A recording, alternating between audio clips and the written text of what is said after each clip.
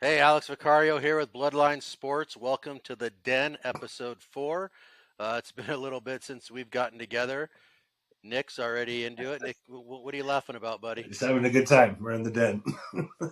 All right. Well, I guess we can introduce Nick, co-founder at this point. How you doing? Good. How are you guys doing? Good. TJ, what's going on? Very well, doing well. It's the weather was awesome again in Arizona. Had a little rain in the morning. It was beautiful. Got my son back to college. Got him on an airplane today. So, yeah, ready for Very, very, high school baseball. Can't wait. Can't wait. very, very nice. Speaking of baseball, we're going to talk about a few things today. Couple of them are baseball related. First thing we want to get into is the Arizona Collegiate Wood Bat League. We've talked about it before. If you watched the Den episode 3, we talked to Eric Doble, the owner of it. We talked about a lot of good ideas. Talked about the league. Great guy. We're going to be working with him this year. TJ, what else is going on with that? Some things that we should know about. Well, yeah. So we do have the goal is to have two teams this year. We have one pretty much completed. The roster's pretty complete. And the second team is in motion. I think we will have two very good teams, but most importantly, the event that we're putting on, which is really awesome that Eric has let Bloodline kind of take the wheels of this. We're doing the Home Run Derby All-Star game at Grand Canyon University. Props to Coach Haggerty over there helping us out. Got all the applications in. We got the insurance that's needed, so it's going to be great. Got some great ideas. We're thinking about having some, the little leaguers involved, which will be cool. Alex had a great idea of having a little league home run derby that might be kind of cool to watch the young guys swing it a little bit. So that's going to be July 15th. It's going to be probably around 2-3 o'clock in the afternoon. I know it'll be hot. It'll go into the evening, and it's going to be great. Are they going to bring in the fences for the little leaguers? Oh, yeah. Good question, Nick. Good question. Good question. Thank you. Thanks. Well, actually, they're going to One a hit night. golf balls. One a night. We'll have some cones or something set up, and we'll have the little league coaches pitch to them. It'll be good. It'll be fun, and of course they'll get the shag like they do in the big league home run derby. So we're getting a lot of excitement about it. We got sponsors already excited about being a part of it.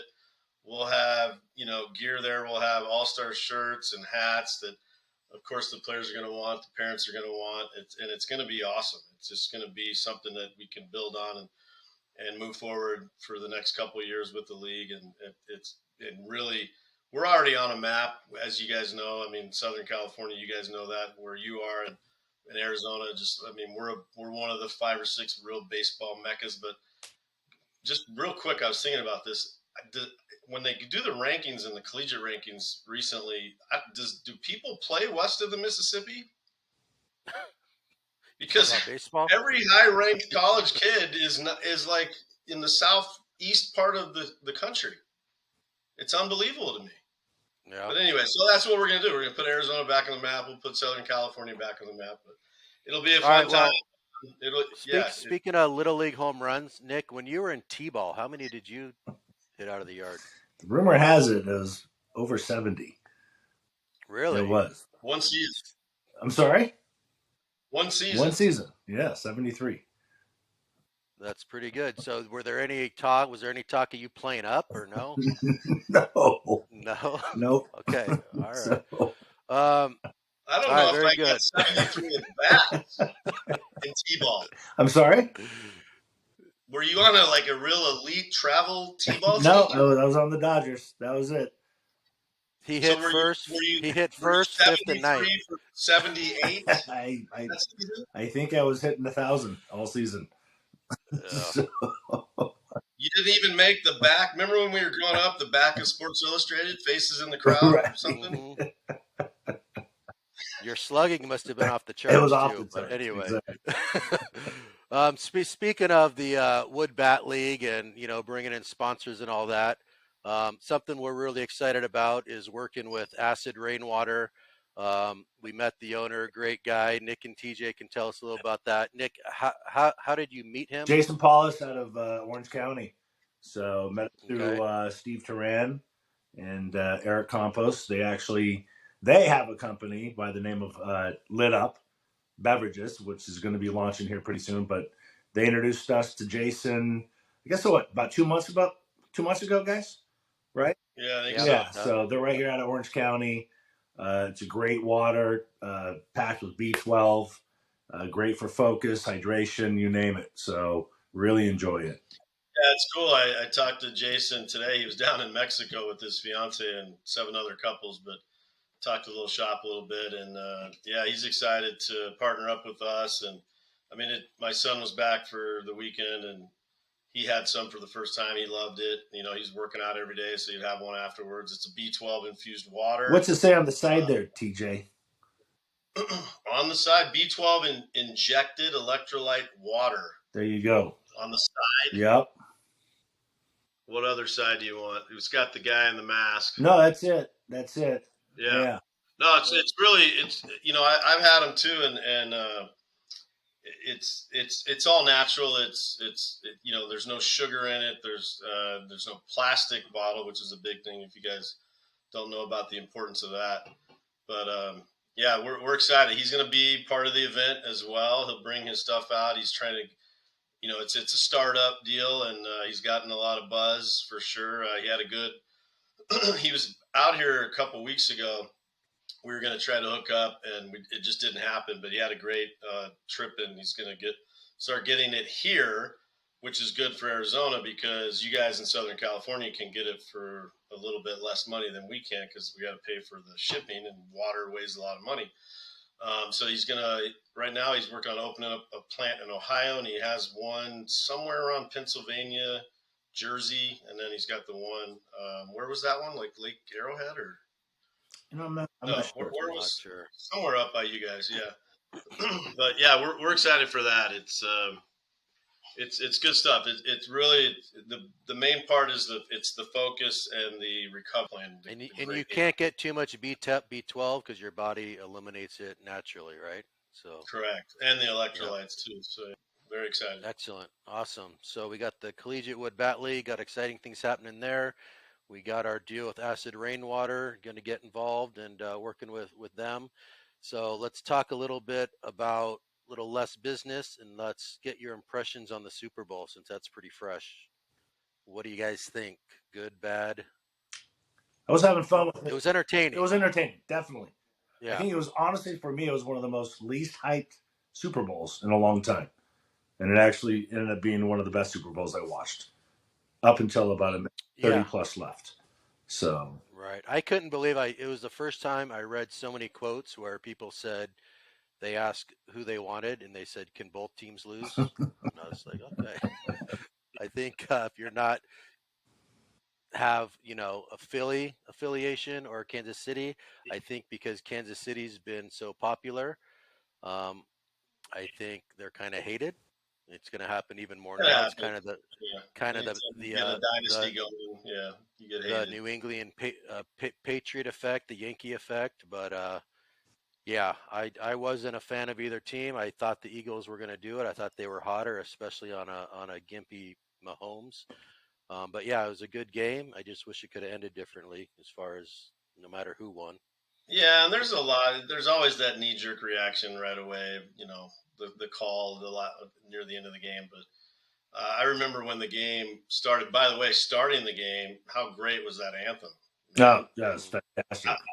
I was crying along with Coach Cernowski, or however you say his name. It brought me back to kind of Whitney Houston time. And Marvin Gaye. It was really cool. And then you had the all-female fighter pilots. That was cool. Yeah. And but yeah, there's a lot to, I think, take away from it. Like the field, that field is never known for being bad. It's rated one of the best grass fields in the league every year, and I don't know. Well, they said it was a new grass. It was basically an experiment, from what I heard. It was. Oh, really? Yeah, I didn't hear that. But both teams were complaining. When I saw when they came out for the third quarter after halftime, you see all the cleats that were just laying on the shelves and whatever the boxes. Yeah. So they replaced, and I remember saying that they need to replace their spikes because I'm so old school thinking they could just drill them out and put the thicker ones in, but they don't make it anymore. so they had to replace the whole shoe. But yeah, the field was kind of weird for me. But I do remember when the game was starting, I said, and this isn't a bias thing because I'm not a Arizona homer by any means, but that stadium has hosted some of the greatest football games. I mean, going back to Boise State, Oklahoma Fiesta Bowl, the Mm-hmm. the hook and ladder, or no, the what Statue of Statue of Liberty. Liberty. Yep. You know the Peyton or Eli Manning beating 16-0 undefeated Patriots with Tyree's catch. Is that where the Titans and Rams there? No, that was I Is don't that know the where that was. Superdome?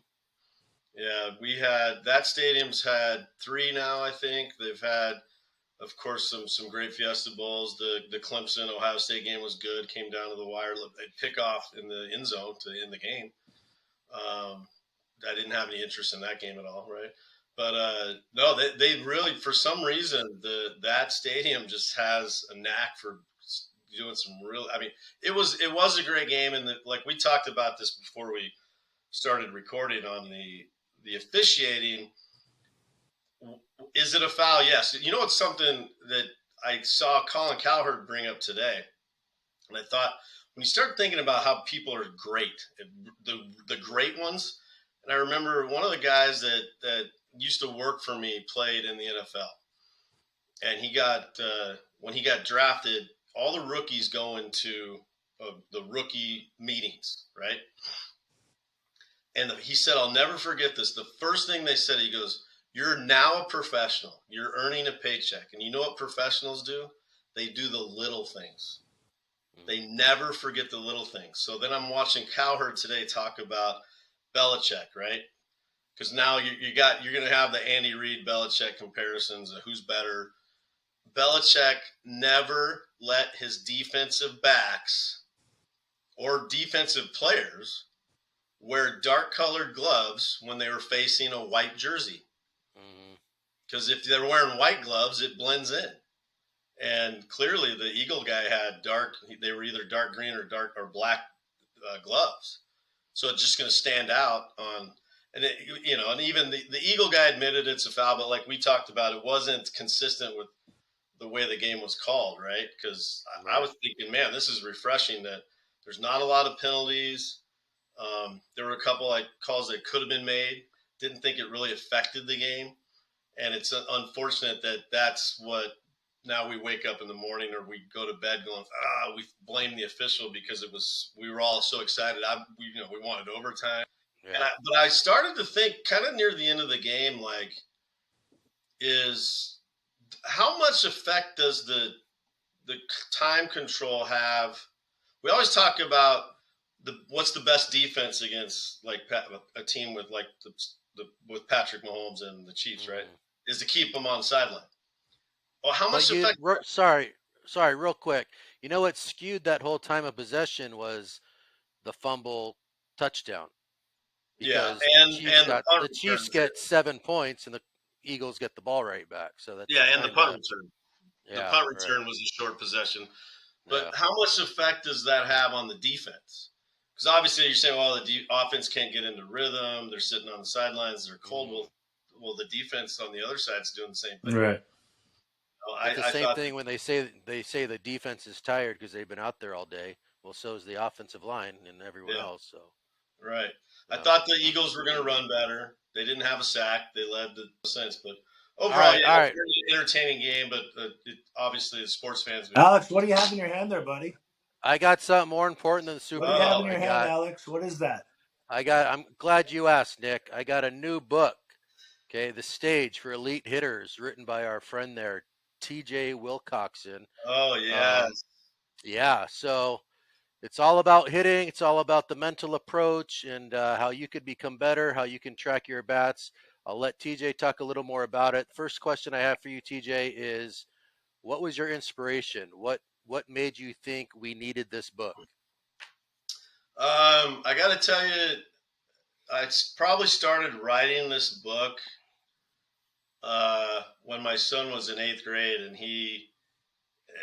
thoughts of it and notes, a notebook, just little notes. And I started following a guy named Steve Springer. His name is his website's called Quality at Bats, and he's a guy that was, I believe, 130 pounds when he graduated high school. He's a shorter dude and ended up playing pro ball. I don't know the exact numbers, but it's something like he played 1,783 professional games. He had 1,784 hits. And he's a mental guy. And that's kind of how I am. I'm not a big mechanical guy when it comes to hitting. I think that you can either do it or you can't, and how you do it. I posted something the other day about that, like, why are we kind of trying to teach every kid to hit the same way? It doesn't make any sense. But yeah, it's just a mental thing. And one of the things that he always preaches and really stuck with me is when we start thinking as athletes of anything we do, but when hitting is arguably the hardest thing to do in all sports, is we think about the result. We're focused on the result. And I think that gets in our way. It doesn't free us up to be clear and compete and focus on the task of what we're trying to do, focus on our approach. And so then I started kind of thinking more about it, writing more about it. Like I said, it's probably 5 years in the making, and I wanted it to be short and sweet, positive, so I finally bit the bullet and wrote it, and got some guy to help me edit it, which his name's Alex right here, and then I reached out to a publisher, and it's on Amazon for $8.99, and you can get it at the stage for elite hitters. I thought you were going to mention my name when Alex asked you what motivated you to write this book. I thought you were going to say that that was part of that motivation. Well, see, so we could use that, because when we focus on the results, right? So you had 73 home runs when you're in T-ball, and I found out from you that every time you hit a home run, you got a hot dog. Snack Shack. That's what it was all about. You were focused on the actual results. 2 tickets. You were focused on the reward. Right, the reward, correct? Exactly. So where can they find this? Amazon. Just go to Amazon.com at the stage for elite hitters. It's also Amazon they own Kindle, so it's part of Kindle products. And the other thing that I wanted to really stress is, as I was doing my research and studying and trying to get my point across, is I've always, we all know with baseball and every sport too, but baseball is just notorious for being statistically driven. Everything's on stats. And I think the worst stat in all of sports is the batting average. So in the book, we get away from the batting average. We don't think about it. We don't talk about it. We talk about quality of bats. So I developed a thing called Q rating. So the book has a journal. Through my experiences of coaching and all the relationships I've built and meeting with, I've had quite a few relationships with Dominican players, and they eat and breathe and sleep baseball. That's all they do. And every single one of them has a journal. They have their own journal. They write down every game. They write everything down, what they did. And it makes no sense why all of us aren't doing it. It's because it's just a way to go back and reflect. We leave the field and we're 3 for 3, and we just think we're the greatest thing. We leave the field and we're 0 for 3, and we're down and we're negative, and we want to make excuses and blame, or we want to quit. And it's the batting average just really doesn't. You could have gone 0 for 3, and I've had so many scouts talk to me about this. I've done it myself. I see a kid. I had a kid recently play for us. His name's Walker Cook. He's going to play for us in the summer league, and play with his dad, against his dad in junior college, and never really seen Walker play. And I knew he was a shortstop, lefty. I let him off. I put him hit number 1 in the lineup. He struck out. He struck out on about 6 pitches. So one of the things that we have on Quality at Bat is you get a cue for any pitch, any at bat that's 6 pitches or more. But I didn't take what I took away from that. He struck out, and as he's walking back to the dugout, I said, "That's a hitter. That kick." And it's just stay focused, stay driven, believe in yourself, and so it's good. It's easy to read. You can read it on the bus to your games. You can read it at night before you go to bed. Get a highlighter. There's quotes in there from all different hitters, different athletes, different sports figures. I think I got Muhammad Ali in there. I got Coach Lou Holtz in there. Just so it's just a quick, easy read to get your mind clear. The importance of having a clear mind and being able to just execute and perform with a free mind is the whole goal. Next one's going to be a little smaller where they can keep it in their bat bag, their locker. Yeah, because I got them. They're the prototypes, and I wanted it smaller, little better format. Yeah, so it's got the journal. The journal has, I think, 40 games, so you can get one every season, or you can just make your own journal. I didn't patent the journal, but it's, and I haven't really patented the Q rating, but I think it's a little bit kind of. I did it from Don't the say quality. that. Right. Someone's gonna steal it. Yeah, but what I'm hoping is not only do the players get it and read it, as coaches get it and read it. Because when I was addressing the team the last time we played, is like talking about the batting average not being, or being the worst stat out there. The batting average doesn't show your dirty uniform. It doesn't show how you went to first and third on a hit that most guys wouldn't have done. It doesn't show that diving play you had. It doesn't show that awesome block that the catcher made to save a run. I mean, that's how we play baseball. It's not just hitting. And so, but what I want to do is, and again, this is what we started, the three of us, is Gunu, ground up, neck up. And we did coin that, and we should get that patent soon. But we play baseball from the ground up, but we need to play from the neck up. And be careful what you wish for. All right. Might want to edit that part out there. Yeah. Check us out on bloodlinesports.co. You'll see this video and a lot of other videos on there with coaches, athletes, and other people that we're involved with in companies. So thanks for joining us, guys. We'll see you Good soon. seeing you guys. And yeah, take